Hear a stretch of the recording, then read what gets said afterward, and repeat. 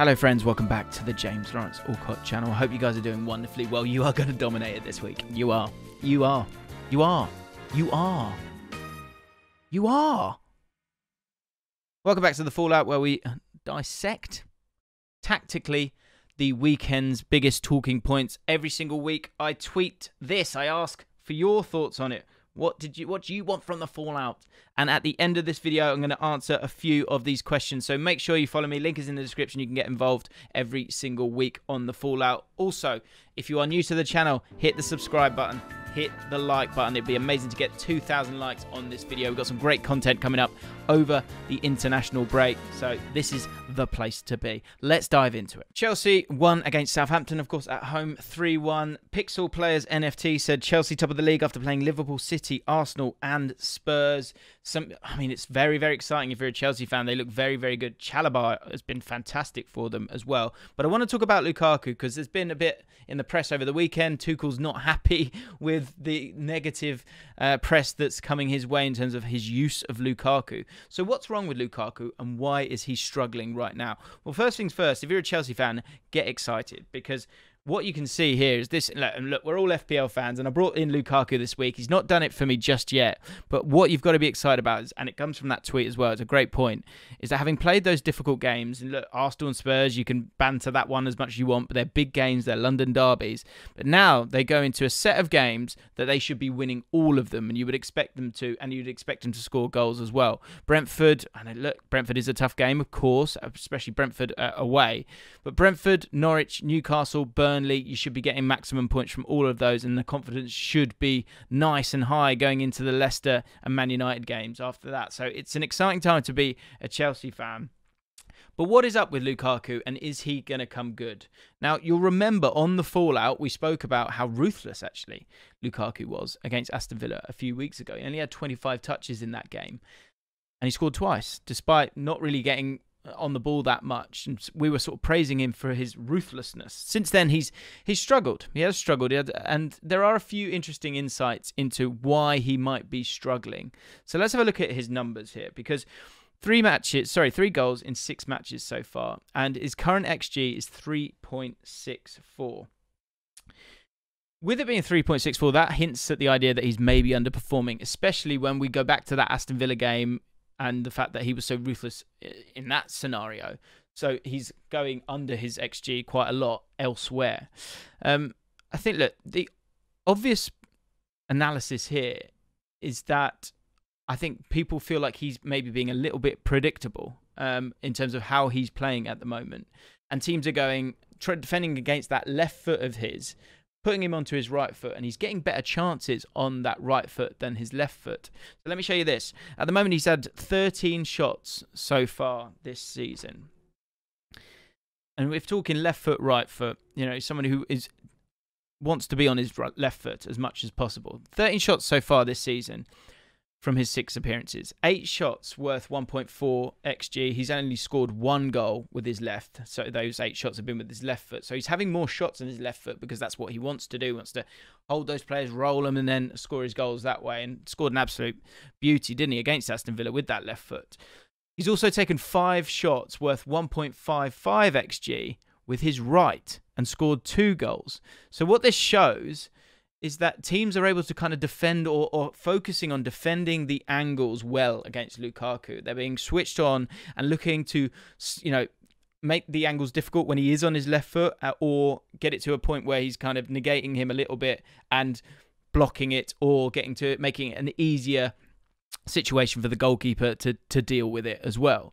Whereas on the right-hand side, with his right foot, this is why the Premier League is so tough, is that, of course, you know, these teams are well drilled and are thinking about what they're doing. So for Lukaku, he has to be really complete because he's not going to be allowed to get onto that left foot as much as he would want to.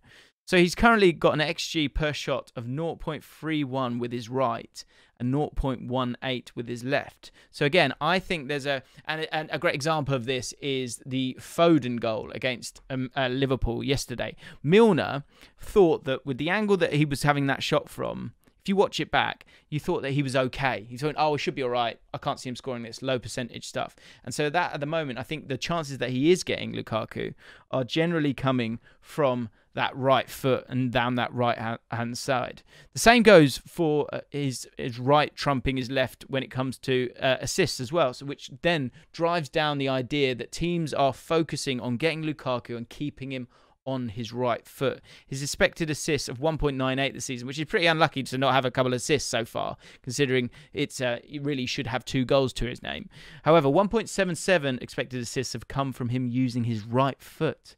So again, it shows that teams are wise to his left. They're shutting down the door for him and putting him on his right foot at the moment. So the point is that can Lukaku, get his confidence up to stop that? Can he be too impressive in his hold-up play or his feet or his movement to get himself back on that right foot? Or can chances be created in a better way on that left-hand side? I think there's a part to be played in that as well. If you think of how Chelsea attack, Alonso or Chilwell really do bomb on, in particular Alonso, who's been playing most of the games so far this season. So with that in mind, Lukaku's never down that left-hand side, or Werner's down that left-hand side, or Mount's down that left-hand side, or Havertz is down that left-hand side. And that might be hurting Lukaku just a little bit at the moment. But I think with the games coming up, he'll come good. No doubt in my mind. Next up, a convincing victory for Wolves against Newcastle. And this man, there he is. This guy, says Jake Gallagher. Hwang the man has turned up, and he is a very exciting prospect for Wolves. So the theme of the season so far for Wolves is the fact that they're creating loads of chances. They're just not putting them away. And you can see that above my head right now, actually. So Wolves, their XG is 10.28. So essentially they should have scored 10 goals this season, but they've only scored 5.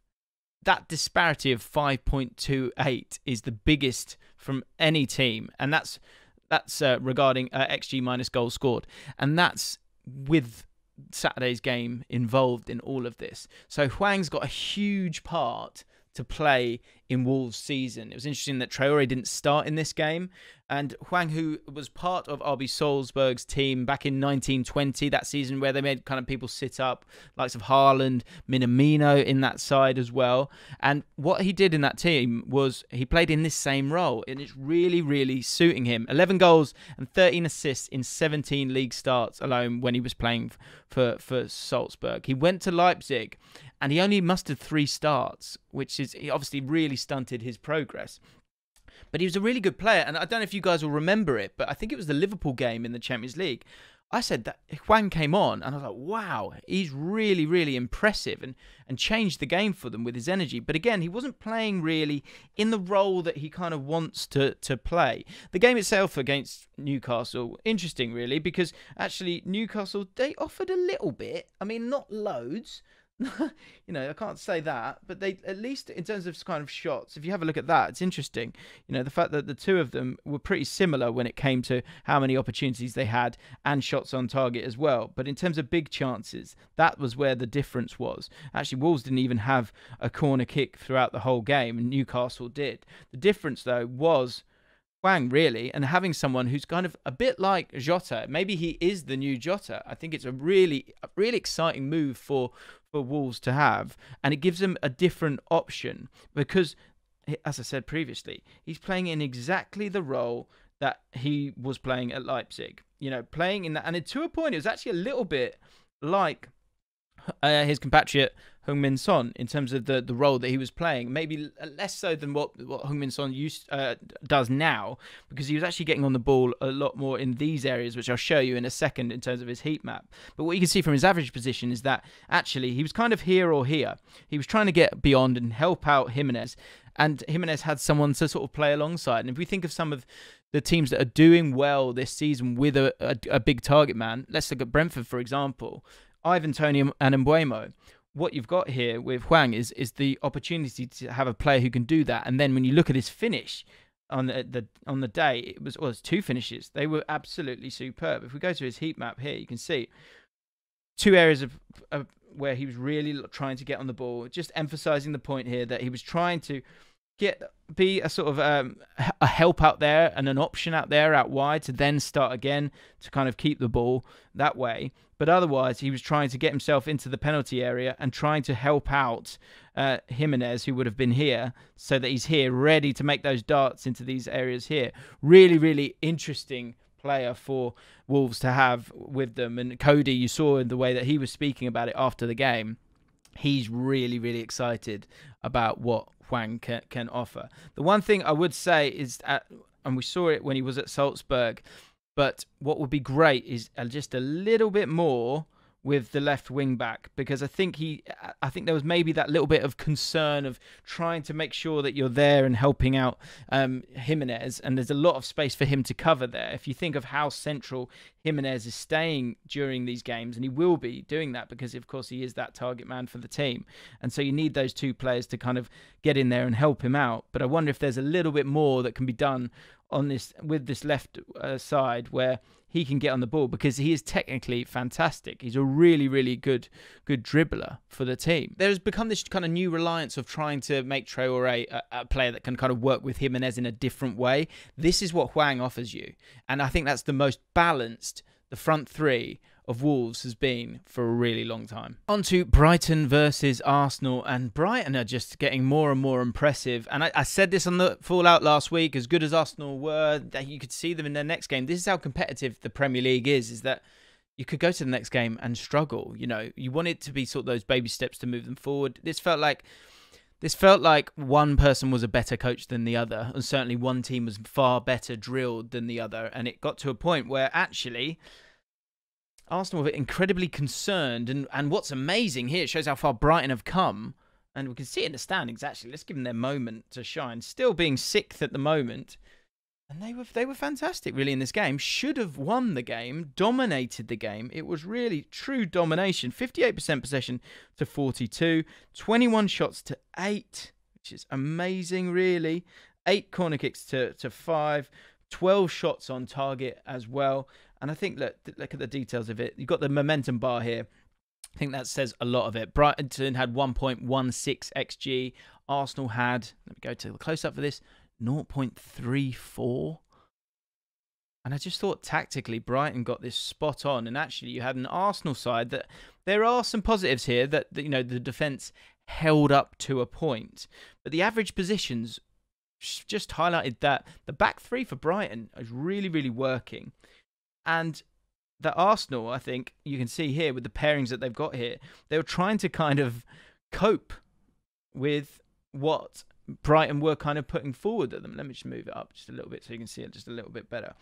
But with Brighton, what's really interesting is the roles of Duffy and of Dan Burn, who completely orchestrated the style of play from both of them. It was really, really interesting. Both made 5 passes into the final third. And what you can see here is that, of course, Dunk conducts everything through the middle.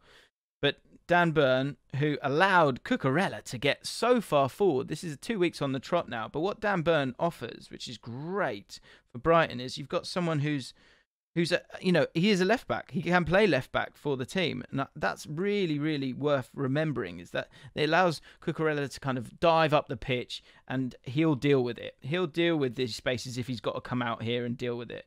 Forget that second one. Over here, or if he's got to come over here and deal with Saka. And he did that the whole time. They were great. And he made 6 tackles and interceptions during the game.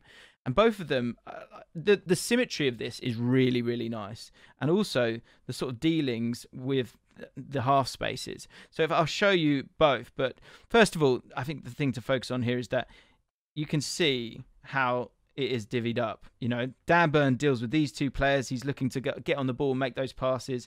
Same goes with Duffy. And it's just a very well-drilled team. And then players are kind of working in these half spaces. And that's worth remembering when it comes to sort of stopping Arsenal as well. Because if you think of 34 and 13, which of course Joel Veltman and Pascal Gross, what they were able to do was stop the threat of Tierney. Because Tierney was kind of hit a bit of a brick wall when it came to those two. Put the pressure on them throughout the game. Cucurella really good in this game as well. He had 4 key passes in this game. He had the second most touches in the attacking third out of any player of Arsenal or Brighton on the pitch with 41. To put that into context, Arsenal's the player with the most touches for Arsenal in the final third was Saka with 22 touches. When it comes to key men for Brighton, Leandro Trossard is definitely the guy. Really interesting to see him so far up the pitch, but This game was just a great example of, and it kind of gave you the data which shows you just how much he offers. He's only got 1 goal and 1 assist so far, which means that you might kind of overlook his contribution to the team. But he's kind of got such a free role, and as you've seen from those average positions, there's a great starting point for a lot of these players in terms of working in those half spaces. And him having that free role, it allows him to get on the ball and drive, and he's very, very progressive. 176 yards of progressive distance carried. Trossard carried the ball 176 yards forward for the team against Arsenal, more than any other player. 10 progressive carries, so he made the most progressive carries, of course, as well, from anyone in the pitch as well. And the point that needs to be made here is that he's willing to do that anywhere on the pitch, and that's such a respite for a team that, yeah, sometimes you want to be able to pass, but also you want to keep it fresh. And so by doing that and giving the opposition other things to think about, someone like Trossard to get the ball anywhere and to be happy to drive with the ball, but also to be successful with it. 3 dribbles completed, which was the most, and all from the centre of the pitch. And he was only dispossessed once. He's really, really growing as a player. And I think that that's the big thing that I would say about all of these Brighton players, this whole Brighton team and the recruitment that's come with it as well, is that they're just really competent. Really, really competent, really lovely mix between them as well. And you've got Tariq Lamptey coming back. It's going to be interesting to see what happens when he gets back into the fold. Let's touch on Arsenal for a second, because there were some problems in this game. You know, one, the lack of momentum, the lack of ability to sort of break down the opposition.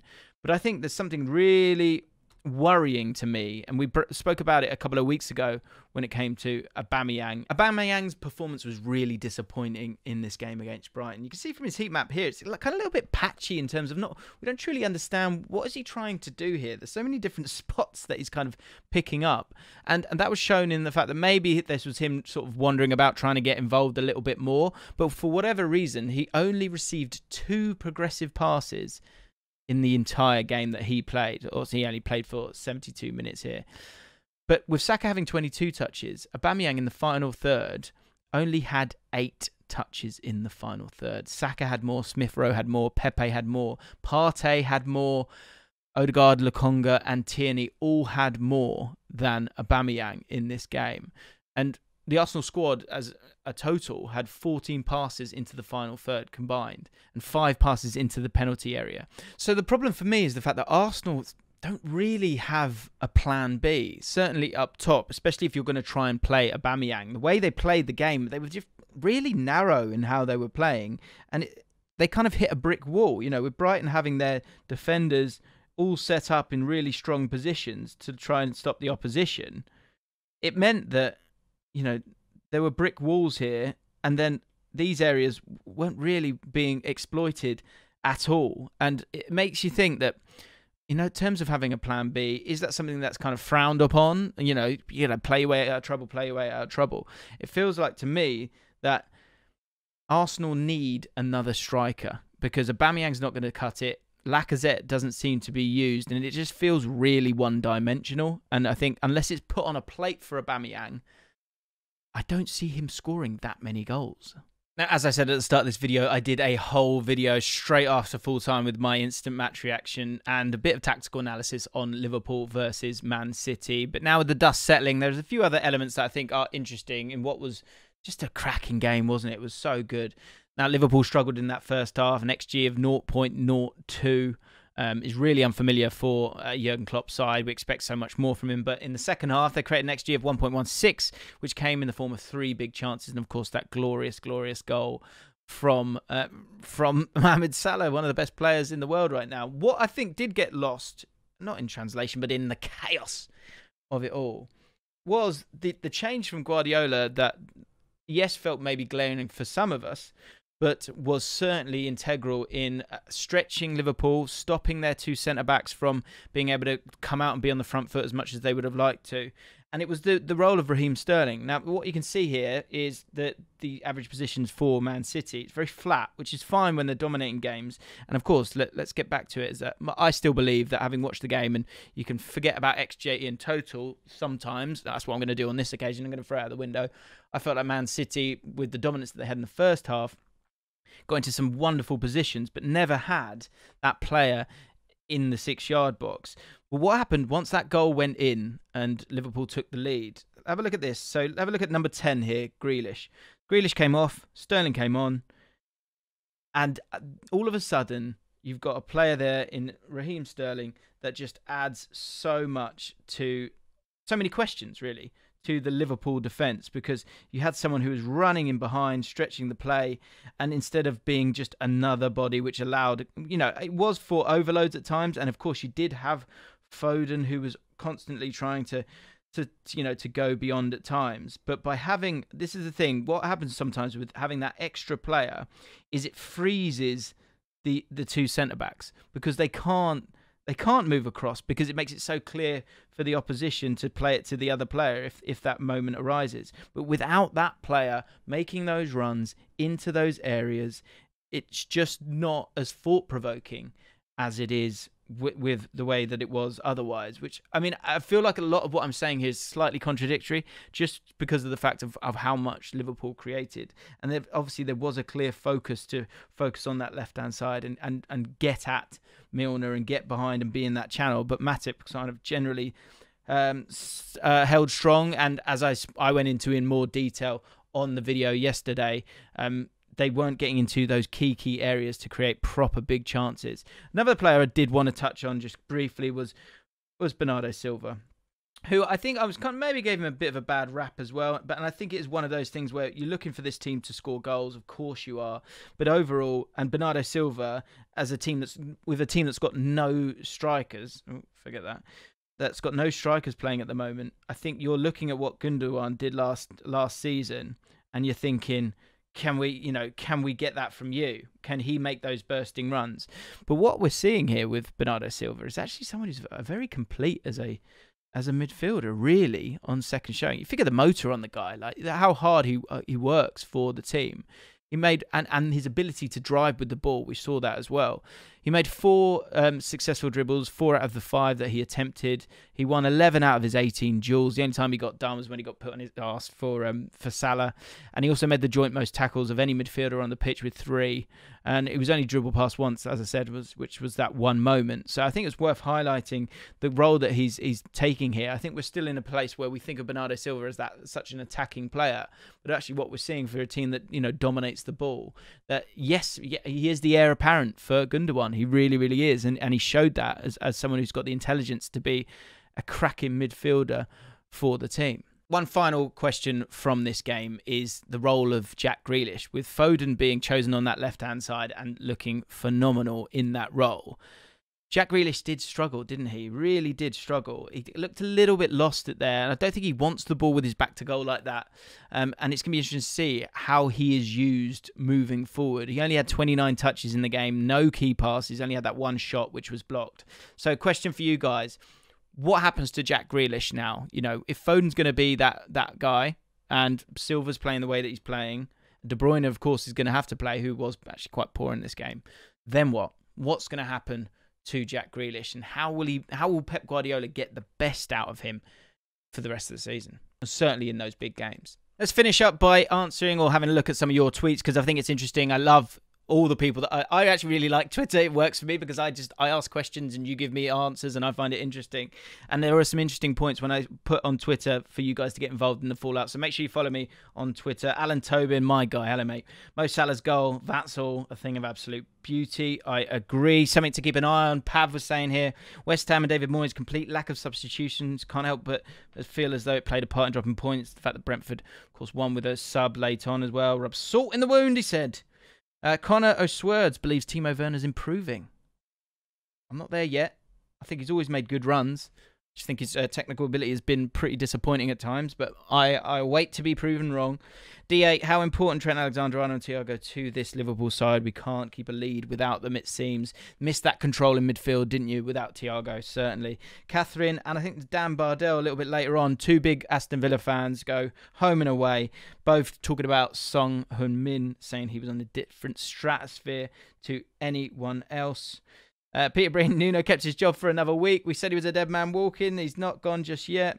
Spalds thinks it's interesting that Watford have only sacked one manager so far. I will be talking about that on a video very, very soon. Is Son a bigger asset to Spurs than Kane? That's something for us to keep an eye on. And we end with this. Fergal Kerr, 2 man of the matches, never again. Fair enough. I hear what you're saying. Milner, it was a red. We know that. Raul Jimenez back, looking good. Great stuff. And Doucouré, actually, a few people talking about Doucouré saying that he is absolutely firing for Everton. So it's something to be kept an eye on there as well. Rafa Benitez doing a cracking job at Everton at the moment. Am I missing anything? I don't think I am. Right, guys, thank you so much for watching The Fallout. I hope you're enjoying this series at the moment. If you are, please consider hitting the like button. Hit the subscribe button as well. And, of course, let me know what you think about your team in the comments right now. I read all the comments, and I love to sort of get your opinions on all these things. Keep it locked on this channel. It's going to be a nice international break. We've got some great content on the way. So this is the place to be. I'll see you next time.